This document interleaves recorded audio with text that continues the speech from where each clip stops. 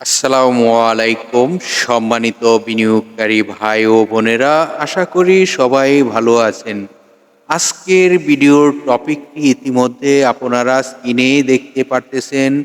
আমাদের ভিডিওর আলোচনাগুলো শুনবার আগেই এই সতর্ক বাণীটি অবশ্যই পড়ে নেবেন। পুঁজিবাজারে বিনিয়োগ ঝুঁকিপূর্ণ, জেনে বুঝে বিনিয়োগ করুন।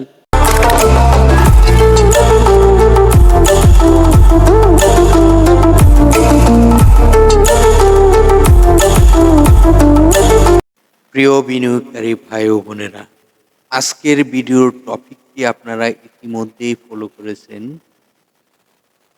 স্টকটির ন্যাব ৮০ টাকা প্লাস। যে স্টকটি নিয়ে আপনাদের সাথে আলোচনা করতে যাচ্ছি, সে স্টকটির ন্যাব রয়েছে ৮০ টাকা প্লাস। তো স্টকটির শেয়ার সংখ্যা খুবই কম রয়েছে। যে কোনো মুহূর্তে স্টকটি অনেক ভালো প্রাইস হওয়ার সম্ভাবনা থাকবে। যে প্রাইসটি ১০০ প্লাস হওয়ার সম্ভাবনা দেখা যাচ্ছে। কিন্তু স্টকটিতে আপনারা যদি সময় দিতে পারেন, ধৈর্য ধরতে পারেন, তাহলে কিন্তু প্রফিট করতে পারবেন। যদি ধৈর্যশীল না হতে পারেন, তাহলে স্টকটিতে প্রফিট করতে পারবেন না। স্টকটি অনেক ভালো একটি ন্যাব রয়েছে। স্টকটি ভালো করবে, ভালো প্রাইস হবে, এটি আমি বুঝতে পারতেছি, আমি বলতে পারি। তো আজ 19শে ফেব্রুয়ারি 2024 রোজ সোমবার আপনাদের সাথে স্টকটি নিয়ে আলোচনা করব। অবশ্যই আপনার ব্যবসার কিছুটা হলেও সহযোগিতা করবে স্টকটি। স্টকটির RSI 38 প্লাস, ধরেন 38, মানে বিনিয়োগ করার একটি ভালো প্রাইজে রয়েছে স্টকটি। তো RSI দিয়ে কিন্তু আমরা বুঝতে পারি কোন স্টকটি প্রাইস আপ, কোন স্টক প্রাইস ডাউন। এটি কিন্তু আমাদের, যেহেতু RSI সম্বন্ধে আমরা সকলেই জানি RSI কি কাজ করে, তাই আমরা বলবো যে RSI আমাদেরকে দিক নির্দেশনা দিচ্ছে, প্রাইস ঠিক আছে, এই প্রাইসে বিনিয়োগ করা যায়।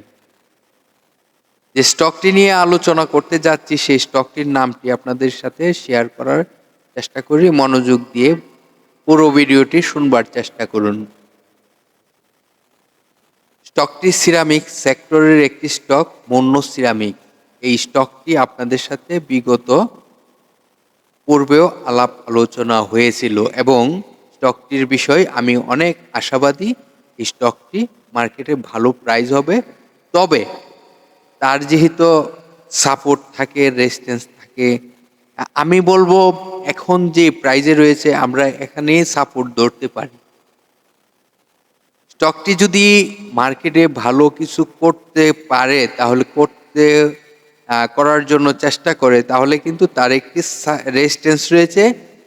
যে রেজিস্ট্যান্সটি ব্রেকআউট করতে পারলেই কিন্তু স্টকটি অনেক ভালো করার সম্ভাবনা থাকে।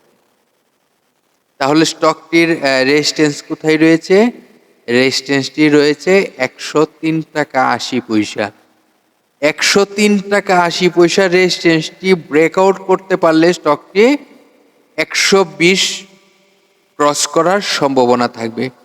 যেহেতু 120-এর আশেপাশে আরেকটি তার রেজিস্ট্যান্স রয়েছে, অবশ্যই আমাদেরকে 103 টাকা 80 পয়সা ক্রস করতে হবে। 103 টাকা 80 পয়সা ক্রস করার পর আমরা 120 টাকা প্লাস এই রেজিস্ট্যান্সটিও ব্রেকআউট করতে পারলে কিন্তু নতুন করে প্রাইস আবার হওয়ার সম্ভাবনা থাকবে।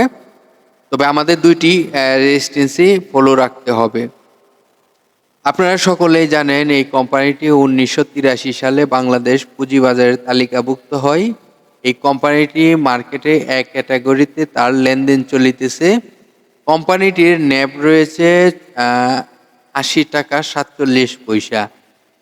কোম্পানির টোটাল শেয়ার সংখ্যা কত রয়েছে আপনাদেরকে জানানোর চেষ্টা করি।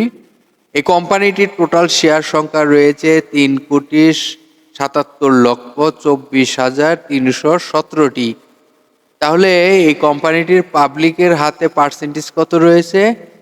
31শে জানুয়ারির যে আপডেট, সে আপডেট অনুযায়ী তার পাবলিকের পার্সেন্টেজ রয়েছে 47.67%।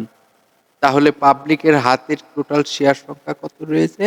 পাবলিকের হাতের টোটাল শেয়ার সংখ্যা রয়েছে 1,79,83,182টি। এটি পাবলিকের হাতে বর্তমানে রয়েছে। অবশ্যই এই সংখ্যাটি প্রতি মাসে চেঞ্জ হওয়ার সম্ভাবনা থাকে। তো এটি আপনাদের বুঝতে হবে। তো মন্য সিরামিক যে স্টকটি নিয়ে আজকে আলোচনা করতে যাচ্ছি, আপনাদের মার্কেটে খুবই শক্তিশালী একটি মেধা রয়েছে। তো আমার মনে হচ্ছে আপনাদের এই মেধাটি স্টকটি নিয়ে বিশ্লেষণ করতে পারেন। স্টকটি নিয়ে ডিএসসির ওয়েবসাইটে তাদের নিজস্ব একটি পেজ রয়েছে, সেই পেজ থেকে তথ্যগুলো জানতে পারেন। আশাই করা যাচ্ছে স্টকটি ভালো প্রাইস হওয়ার সম্ভাবনা দেখা যাচ্ছে। তাহলে ৮০ টাকা প্লাস তার ন্যাব, ন্যাবটি যদি ৮০ টাকা প্লাস হয়, তাহলে আমাদের কত টাকা পর্যন্ত প্রাইস হলো বিনিয়োগ করা যায়, এটি আপনারা সকলেই ক্যালকুলেশনে জানেন। ক্যালকুলেশন করতে গেলে এই বিষয়গুলো আপনারা অবগত রয়েছেন। আপনারা খুবই অভিজ্ঞশীল বিনিয়োগকারী। আপনারা এই বিষয়গুলো সকলেই নজরদারিতে রয়েছে যে কত টাকা পর্যন্ত বিনিয়োগ করা যায়। তো স্টকটি নিয়ে আপনাদেরকে যে গুরুত্বপূর্ণ বিষয়গুলো জানানোর চেষ্টা করেছি এবং স্টকের মূল বিষয়গুলো যে ফোকাস করার চেষ্টা করেছি, আশা করি এই স্টকটি আপনাদেরকে সহযোগিতা করবে ব্যবসার জন্য। এখন যেহেতু মার্কেটের একটি খারাপ একটি সময় চলিতেছে, আপনারা জানেন মার্কেট সবসময় এক টানে কিন্তু মার্কেট সবসময় ভালো যায় না, কিছু সময় মার্কেট কারেকশনও হয়। তবে কারেকশনের সময় বিনিয়োগ করতে হয় কোন কোন স্টকে, এগুলো আপনারা জানেন। তো আমার মনে হচ্ছে যে এই স্টকটি আপনাদেরকে ব্যবসার জন্য সহযোগিতা করতে পারে। এটি আমার ব্যক্তিগত ধারণা। যেহেতু আপনারা সকলেই জানেন স্বল্প মূলধনী যে কোম্পানিগুলো রয়েছে, সেই কোম্পানিগুলো কিন্তু মার্কেট খারাপ থাকার সময় ভালো করতে পারে, এটি একটি ধারণা থাকে সকলেরই। তো এই স্টকটিরও যেহেতু শেয়ার সংখ্যা কম, পাবলিকের হাতেও শেয়ার প্রায় 1,80,00,000 মাইনাস। তো স্টকটি খুব একটি বেশি যে পাবলিকের হাতে শেয়ার সংখ্যা তাও না, দেখতে পারেন। আমার মনে হচ্ছে স্টকটি নিয়ে আপনারা এখন বিশ্লেষণ করা প্রয়োজন। তো সকল বিনিয়োগকারী ভাই বোনেদের কাছে অনুরোধ করব, মার্কেট এখন ভালো স্টক দেখে বিনিয়োগ করে রাখুন। যখন মার্কেট ভালো হবে, যখন মার্কেটে ভালো লিড আসবে, তখন কিন্তু ভালো স্টকগুলোই ভালো প্রফিট দিবে। তো আপনারা জানেন যে একটি কানুন, যে একটি আদেশ জারি হয়েছে জ্যাট ক্যাটাগরি নিয়ে। আপনারা জানেন আমাদের দেশে পৃথিবীর সব জায়গায় যে মানুষটি অপরাধ করবে, যে মানুষটির কোনো তাদেরকে কিন্তু শাস্তি দেওয়া উচিত। তো যে স্টকগুলোকে জ্যাট ক্যাটাগরিতে পাঠানো হয়েছে, সেই স্টকগুলো বিনিয়োগকারীদেরকে প্রতারিত করতেছে, কোনো প্রফিট দিতে পারতেছে না, সেই জন্য তাদেরকে শাস্তি হিসাবে জ্যাট ক্যাটাগরিতে নিয়ে গেছে। এটি কিন্তু ভালো, এটি খারাপ না, কিন্তু এটি আপনারা যদি আপনারা ভিন্ন ধরনের পূজার মেধায় মাইনাস করেন, তাহলে কিন্তু হবে না। তো এটি একটি ভালো দিক আমি মনে করি, কারণ যে স্টকগুলো শেষ মুহূর্তে বৎসর শেষে কোনো বিনিয়োগকারীকে কোনো প্রফিট দিতে পারবে না, দিবে না, এই সব প্রতিষ্ঠানকে শাস্তি দেওয়াটি সঠিক সিদ্ধান্ত। তবে অবশ্যই এখন থেকে বাকি যে কোম্পানিগুলো রয়েছে, ওই কোম্পানিগুলো কিন্তু অ্যালার্ট থাকবে যে না, বিনিয়োগকারীদেরকে ডিভিডেন্ড দিতে হবে এবং প্রফিট করার মতন মন মানসিকতা করে এবং প্রফিট করার মতন ম্যানেজমেন্ট নিয়েই কিন্তু বিজনেস করতে হবে। এখন থেকে তারা কিন্তু অ্যালার্ট হয়ে যাবে। তো ভালো থাকেন, আগামীকাল আবার কথা হবে আপনাদের সাথে। ততক্ষণ পর্যন্ত আমাদের পাশেই থাকুন।